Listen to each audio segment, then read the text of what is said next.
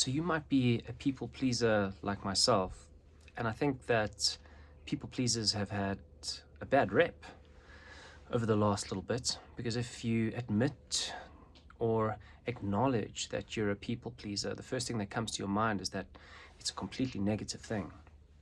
And like, how could you be that way? And it's not a good way to be in the world. And there's a lot of that narrative that's out there. First and foremost, I think there's a lot of amazing things to remember if you find yourself to be a people pleaser, because people pleaser, to be able to please another person, they're mostly kind people, people that naturally want the best for those around them. Someone that is able to tune into the other people around them and help them and have an innate understanding of what it really would be to help another person.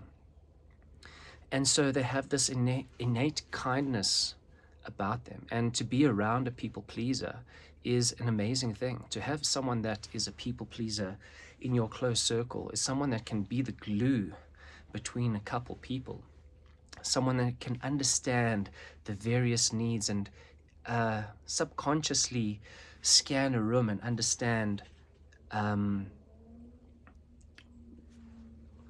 how to fix a certain dynamic so that people can see each other again in a new way and keep things going. So the gifts that they possess are truly amazing. But there is obviously a downside to it, because you can often feel like you just belong to the world. You belong to everybody. Your skills and your talents and the way you show up in the world, you feel like it just belongs to whoever comes into your radius, into your circle. And you can give away a lot of yourself to everybody. And it's easy to go into that, because I think that's probably the trajectory of most people pleasers, is that to help someone else, to please someone else feels amazing. To tune into somebody else and to be there for them and to have a shared vision with them feels euphoric. It feels absolutely incredible. And so if we experience this at a young age, helping someone being a euphoric experience for ourselves, then we're like, oh my goodness, that's the dopamine hit for us, that's the dopamine hit that we want to be able to show up and serve other people and help other people, because there's this euphoria around it for ourselves. And it feels almost very spiritual. It feels very godly as well. It feels like the remedy for the world in a way.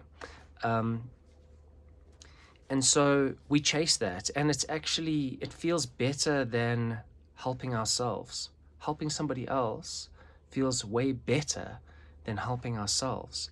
And so we lean into the helping other people. We search for it. We structure our whole lives around helping other people because it's very euphoric.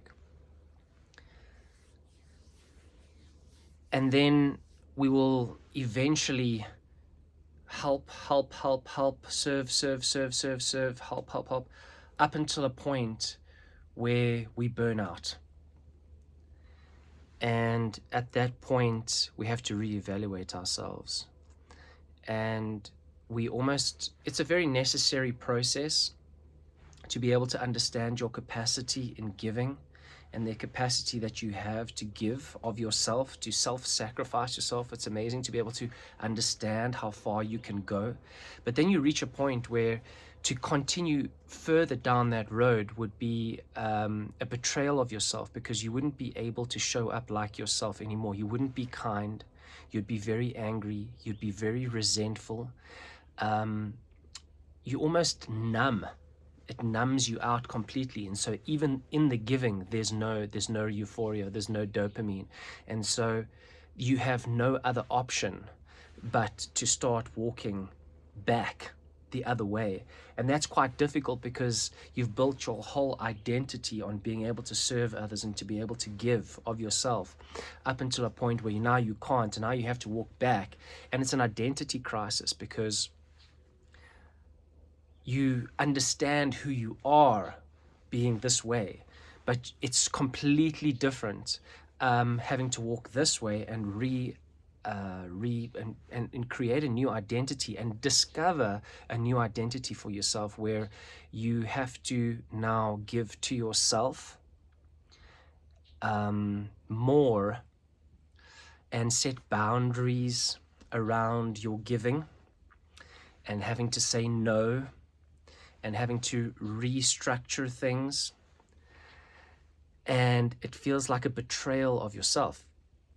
So even though you're walking back this way, it's actually super tough. It's not a euphoric experience to re-identify yourself, basically.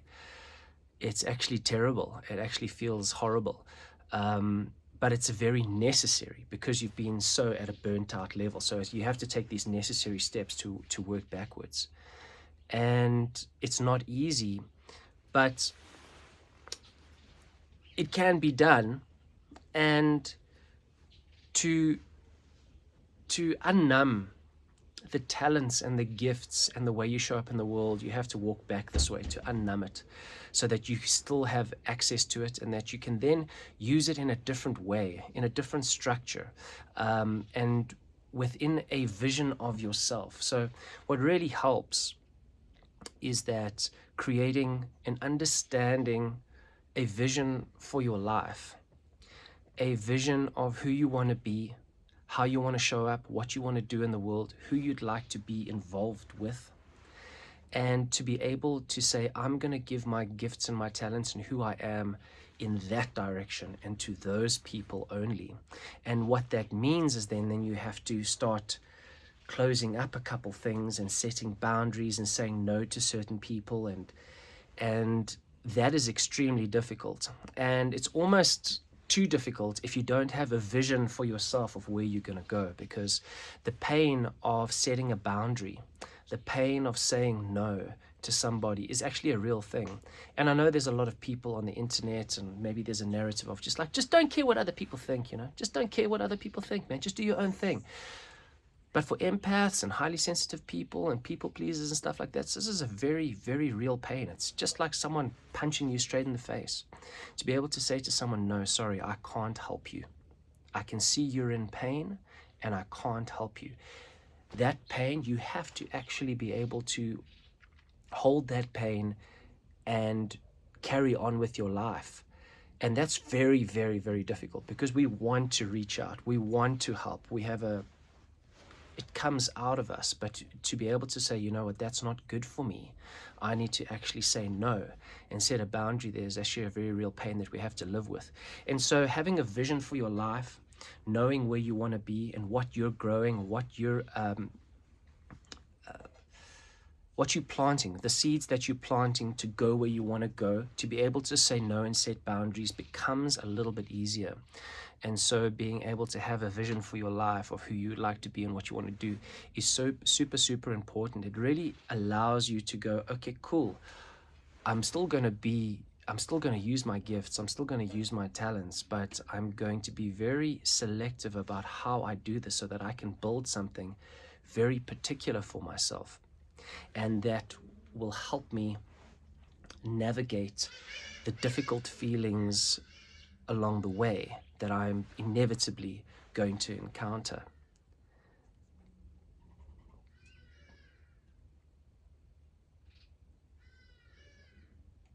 And so it's important to be able to understand who you are and what you've been brought here for. Because setting boundaries is very tough. Because as an empathic person, as a highly sensitive, people-pleasing person, you can attract quite strong people into your life. People that don't react well to boundary setting. And it can get quite messy. And to stick to your guns and saying, listen, this is how I see it, this is what I'd like to do, I'm needing to restructure it this way. This is what I'm needing from you, etc., in order for us to still be on a working relationship. And if they don't react well to that, that's a pain that you have to hold as well, because their reaction is beyond your control. And sometimes you have to be super strong in enforcing your certain boundaries. And that's not easy, to be able to stay in alignment with yourself. So the path of walking back from this to re-identify yourself is tumultuous, absolutely tumultuous, but it's completely worthwhile, because you'll be able to build something that's deep within your heart, a vision, a something that is completely mind-blowing with the skills that you have. Because if you belong to everybody, then your priorities will just always never be important.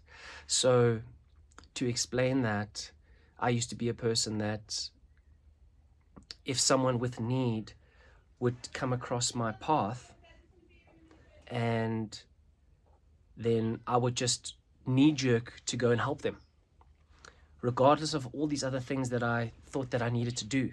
I have to stop everything and go help them.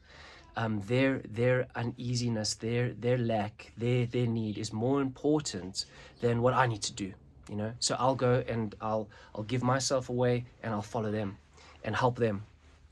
And then you are never really a priority in your life, and unless you have the vision, and then you can start setting the priorities of where you should be able to focus your gifts and your talents, then you're able to start re-identifying yourself. Cool. I think that's it for today. Blessings.